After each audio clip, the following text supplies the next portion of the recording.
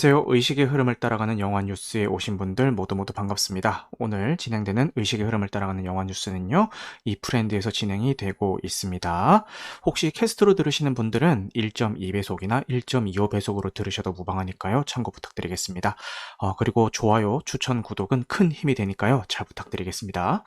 먼저 이번 주 OTT 공개 예정작부터 설명을 드릴게요. 이번 주는 이렇게 막 소개해드릴 만한 영화가 OTT에 등록되는 일은 잘 없고 주로 이렇게 예능이나 드라마 위주로밖에 선별을 못했어요. 먼저 11월 18일에 티빙을 통해서 러브캐쳐 인 발리가 공개가 됩니다. 러브캐쳐 시리즈를 이제 아시는 분들이 계실지 모르겠지만 이제 연애 리얼리티 프로그램이고요. 요즘 뭐 거의 연애 리얼리티 프로그램의 홍수 속에서 살고 있죠. 그런데 또 연애 리얼리티야 이렇게 생각하실 분들도 계실 것 같은데 러브캐쳐 시리즈는 역사가 꽤 오래된 시리즈입니다. 그러니까 최근에 이런 분위기에 편승해서 나오는 건 아니고요. 예전부터 이제 제작이 되던 시리즈고 그냥 그 후속작이 나온 거예요. 이번에는 그냥 배경이 발리로 바뀐 것 같고 러브캐쳐 시리즈를 보신 분들은 아시겠지만 컨셉이 이 출연자들 중에서 진짜 사랑을 찾아서 온 사람들도 있고 그 상금을 노리고 온 사람들도 있습니다. 순수하게 사랑을 위해서 온 사람들을 러브캐쳐라고 부르고요. 본인의 속셈을 숨기고 이렇게 그 상금을 노리고 온 사람을 머니캐쳐라고 하는데, 만약에 머니캐쳐가 커플이 되는데 성공하면은 돈만 싹 타가지고 가는 그런 컨셉의 프로그램이고요. 누가 머니캐쳐인지, 누가 진짜 사랑을 찾아온 러브캐쳐인지 이렇게 두뇌 싸움을 하면서 봐야 되는, 그러니까 출연자들도 그런 거에 대해서 엄청 생각을 해야겠죠. 시청자들도 생각을 해야겠고요. 그런 컨셉으로 진행이 되는 거고요. 그 시즌이 여러 개가 있는데 앞에서 뭐 워낙 막 떠들썩한데 이 컨셉만 들었을 때 뭔 개소리야 이러면서 별로 이렇게 안 땡기다가 이제 워낙 사람들이 막 입에 오르내리니까 궁금해서 지금 요 러브캐쳐 인 발리 이전 시즌을 봤는데 꽤 재밌더라고요. 저도 모르게 욕하면서 왜 계속 보게 되는 거 있잖아요. 뭐 약간 그런 식으로 빠져들게 되더라고요. 그 러브캐쳐 시리즈도 다들 좀 잘나신 분들이 나오는 거죠. 그러니까 뭐 나는 솔로처럼 정말 그냥 평범하신 분들이 나오는 게 아니라 보면은 거의 뭐 다 뭐 준 연예인급이에요. 뭐 나오시는 분들이 다 뭐 예쁘고 잘나고 능력 있고 이런 분들이 이제 출연진으로 나와서 이제 뭐 이런 두뇌 싸움을 하는 건데 티빙 오리지널로 제작이 됩니다. 자, 그 다음은 재벌집 막내 아들이라는 드라마고요. 여기서는 넷플릭스 공개 예정으로 나오지만 많은 플랫폼에서 스트리밍이 됩니다. 티빙이 제일 오리지널 서비스고요. 왜냐면은 제작이 JTBC이기 때문에 티빙이 제일 오리지널이고, 그리고 넷플릭스, 디즈니 플러스에서 모두 이렇게 서비스가 됩니다. 일단 재벌집 막내 아들 요거 지금 예고편 딱 봤을 때 여러분들 어떤 느낌이 드셨습니까? 눈치 빠르신 분들은 느낌이 싹 왔을 텐데 맞습니다. 웹소설 원작이고요. 웹소설 원작입니다. 전생물, 이세계물, 전생물 뭐 이렇게 얘기를 하죠.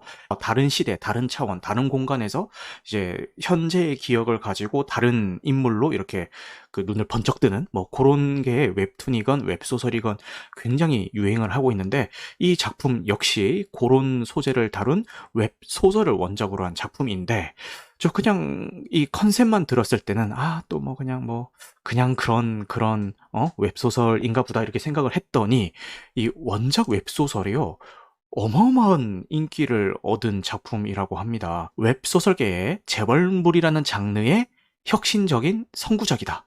2022년 현재까지도 재벌집에 비견될 만한 재벌물이 없다는 게 독자들의 중론이다. 연재 시작부터 끝까지 문피아에서 폭발적인 인기를 얻었으며 투데이 베스트 1위를 놓친 적이 없는 작품으로 월간 매출액 1억 원을 달성하기도 했고, 전독 씨가 이제 그거죠. 전지적 독자 시점이라고 해서 굉장히 유명한 판타지물입니다. 요게 올라오기 전까지는 문피아의 역대 누적 평균 구매수 1위를 자랑했던 소설이다라고 되어 있습니다. 야, 근데 여러분, 문피아 이런 거 다들 처음 들어보시죠? 저도 조금 생소하긴 한데 이 웹소설 시장이요, 진짜 무시할 수 없을 정도로 커졌고요. 단일 작품이 월 매출이 1억 원을 달성한다는 게 쉬운 일이 아닙니다. 진짜 어려운 일인데 심지어 웹소설에서 이걸 달성했다는 거는 진짜 어마어마한 거거든요. 그렇게까지 인기를 큰 작품이기 때문에 지금 무려 송중기를 주연으로 제작이 되었고요. 총 16부작으로 제작이 되었다고 합니다. 그래서 이게 대충 컨셉을 보니까 본인을 죽인 어떤 원수 집안의 막내 아들로 다시 태어나는 뭐 그런 시리즈인 것 같은데 어떻게 진행이 될지 한번 기대를 해보겠습니다. 근데 물론 이 원작이 잘 만들고 원작이 인기를 끌었다고 해서 그거를 뭐 영상화시킨 작품이 꼭 좋은 작품이거나 흥행을 하거나 재미있으리라는 보장은 없어요. 요거는 일단 배우진은 믿을만 하니까요. 한번 기대를 가져보겠습니다. 특히 송중기 배우 같은 경우에는 제가 빈센조를 너무 재밌게 봐가지고 한번 기대를 해보겠습니다. 그 다음에 소개해드릴 작품은 원작 웹툰을 제가 너무너무 재밌게 읽은 작품인데, 근데 지금 네이버 웹툰을 즐겨보시는 분들이라면 공감을 하시겠지만, 그 학원 폭력물이 거의 장악을 했어요, 상위권들을. 저 역시도 약간의 거부감은 있는데, 약한 영웅은 그럼에도 불구하고 좀 재밌게 봤던 작품이고요. 주인공은 되게 얄쌍하고 곱상하고 절대 뭐 싸움을 하거나 이런 체형으로는 절대 보이지 않는 인물인데 공부도 엄청 잘하는 인물이고요. 그런데 뭔가 자신의 그 피지컬의 약점을 주변 사물을 이용을 한다거나 뭔가 그 트릭이라든지 뭐 어떻게 보면 뭐 꼼수죠. 꼼수 같은 것들을 이용을 해서 이제 싸우는 뭐 그런 학원 폭력물입니다. 이제 장르가 학원 폭력물이다 보니까 뭐 불량 청소년들 당연히 나오고 뭐 가출팸 이런 거는 뭐 단골 소재죠. 뭐 그런 것도 다 나오는 뭐 그런 작품이에요. 원작을 기준으로 했을 때 감상 포인트는 누가 봐도 그냥 한 주먹거리도 안 될 것 같은 주인공이 어떤 기발한 방법으로 이제 상대방을 제압할 것인가. 그리고 그 굉장히 약해 보이는 그 주인공이 누가 봐도 싸움 잘하고 강해 보이는 그 인물을 어떤 되게 신박한 방법으로 제압하고 참교육을 시켜주는 그 쾌감, 뭐 그런 것들 때문에 이제 인기를 얻은 작품이기도 해요. 근데 이거를 만화로 봤을 때는 유치하다는 생각 없이 충분히 잘 묘사가 됐는데 이거를 영상으로 했을 때 과연 얼마나 잘 살릴 수 있을지는 물음표긴 해요. 근데 이거는 뭐 일단 뭐 작품을 보고 얘기를 해야겠죠. 뭐 일단 그 작품이 공개가 되고 나면은 저는 일단 원작의 팬이기 때문에 무조건 한번 볼 것 같습니다. 자, 그 다음은 넷플릭스 드라마 시리즈고요. 썸바디라는 작품입니다. 일단 총 8부작으로 제작이 되어 있고요. 11월 18일에 넷플릭스를 통해서 공개가 됩니다. 일단 그 김영광 배우가 주연이고요. 일단 제가 이 작품에 관심을 가진 첫 번째 이유는 김영광 배우예요.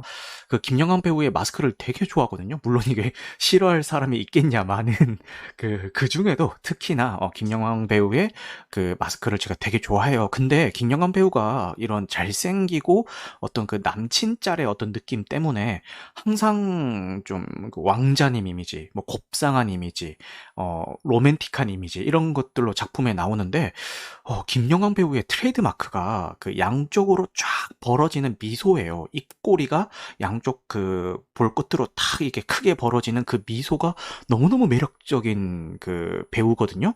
그런데 그 다른 장르에서는 그렇게 로맨틱하게 보이던 그 미소가 지금 여기 썸바디라는 작품에서 연출을 조금만 틀었더니 정말 섬뜩한 누가 봐도 그 사이코패스적인 느낌을 딱 가진 그런 느낌으로 다가오는 걸 보면서 야, 정말 이렇게도 연기를 할 수 있는 배우구나라는 거를 이제 예고편을 통해서 좀 봤던 것 같고요. 그래서 더더욱이 본편이 궁금해지는 작품입니다. 예고편에서도 아시다시피 아무래도 그 두 남녀 주인공은 사이코패스인 것 같고 그 김영광 배우가 맡은 캐릭터는 데이팅 앱을 통해서 그 살인 대상을 찾는 그런 연쇄살인마로 아마 보입니다. 그런데 어떻고 저떻고 하다가 이 그 두 주인공이 만나가지고 이제 서로 같은 모습을 알아보게 되고 서로 이제 이끌리게 된다 뭐 이런 내용인 것 같은데 그 뒤의 내용이 어떻게 전개될지는 잘 모르겠지만 예고편을 통해서만 추측해본 내용은 대충 이렇습니다.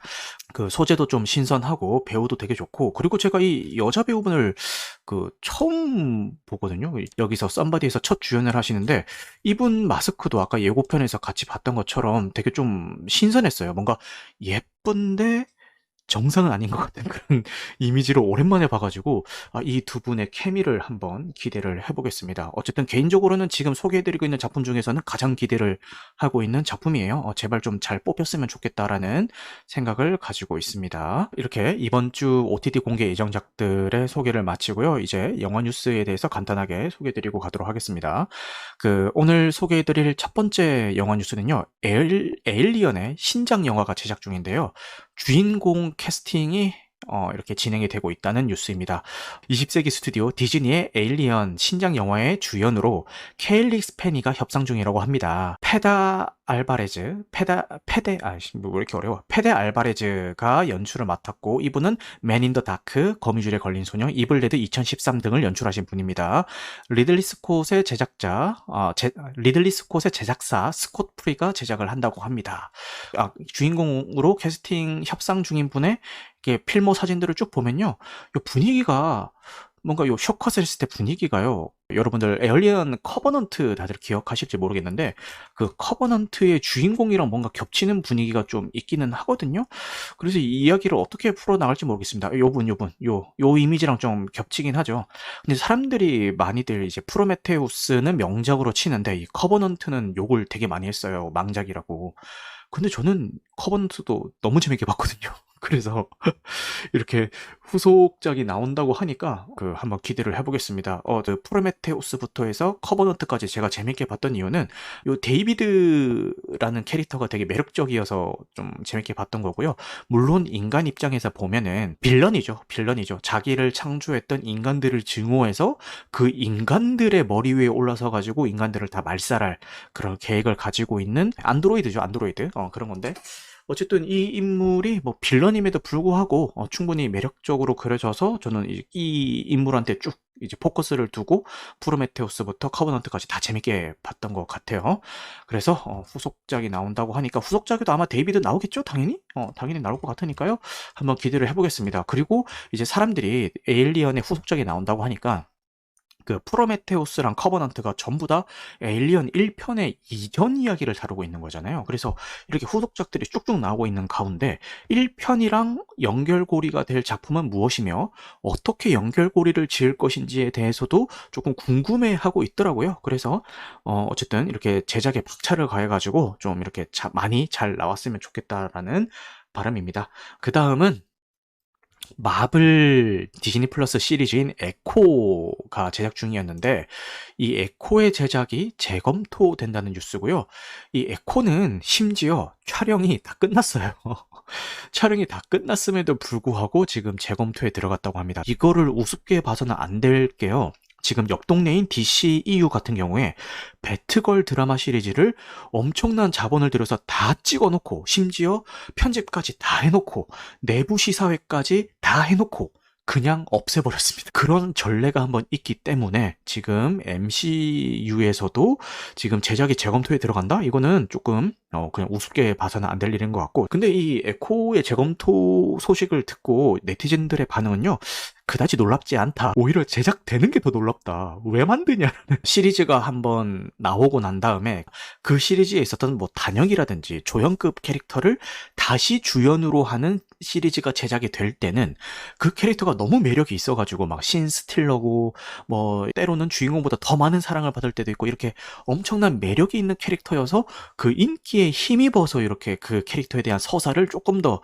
이제 대중들에게 알려주자는 목적으로 이렇게 제작이 되는 경우가 있는데, 이 에코라는 캐릭터는 호크아이에 나왔던 캐릭터인데 딱히 뭐 반응이 좋았던 것도 아니고 그냥 조연 중에 한 명이었거든요. 근데 갑자기 뜬금없이 얘를 주연으로 하는 시리즈를 제작한다고 해서 사람들이 지금 요즘 디즈니 플러스가 자기네 스트리밍 서비스에 등록할 무슨 드라마를 좀 공장에서 찍어내듯이 그냥 막 찍어낸다, 편수 채우기에 급급하다, 이런 비난을 좀 받아왔었기 때문에 이런 제작 재검토 뉴스는 뭐 그렇게 막 놀라운 소식은 아니고요. 그렇습니다. 한번 지켜보도록 하겠습니다. 뭐 배우만 불쌍하지 이 배우는 얼마나 들떴겠어. 자기는 이제 조연으로 연기했던 캐릭터를 주연으로 해가지고 단독 시리즈를 내준다는데 이 배우는 얼마나 막 희망에 차 있었겠어요. 막 본인의 청사진을 막 그리면서 나도 드디어 이 디즈니라는 거대한 회사에서 나도 드디어 주연작을 한번 맡아보는구나.